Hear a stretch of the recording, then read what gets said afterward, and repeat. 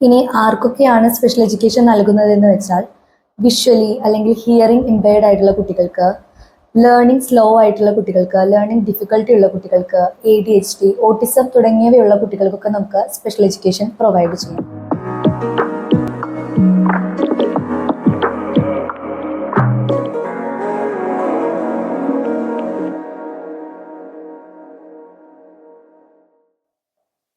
Hi everyone, my name is Nanda. I'm a special educator working at LOR. ഇന്ന് നമ്മൾ discuss ചെയ്യാൻ പോകുന്നത് special എഡ്യൂക്കേഷനെ കുറിച്ചാണ്.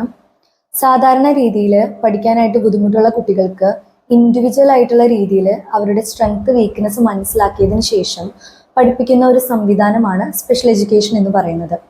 ഇവിടെ കുട്ടികൾക്ക് ഇൻഡിവിജ്വൽ ആയിട്ട് അസിസ്റ്റൻസും അതുപോലെ തന്നെ അഡാപ്റ്റഡ് ആയിട്ടുള്ള മെറ്റീരിയൽസും നമ്മൾ യൂസ് ചെയ്തിട്ടാണ് സ്പെഷ്യൽ എഡ്യൂക്കേഷനിലൂടെ പഠിപ്പിക്കുന്നത്.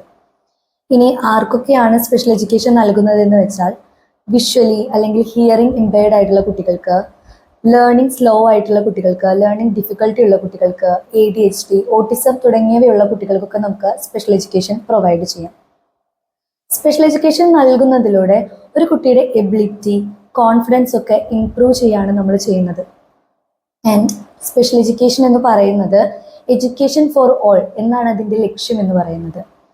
ഇത് പഠനത്തിൽ പുറകെ നിൽക്കുന്ന കുട്ടികൾക്ക് അല്ലെങ്കിൽ ഇൻഡിവിജ്വൽ ആയിട്ട് അസിസ്റ്റൻസ് വേണമെന്ന് ആഗ്രഹിക്കുന്ന കുട്ടികൾക്കുള്ളൊരു വഴികാട്ടിയാണ് സ്പെഷ്യൽ എഡ്യൂക്കേഷൻ എന്ന് പറയുന്നത്.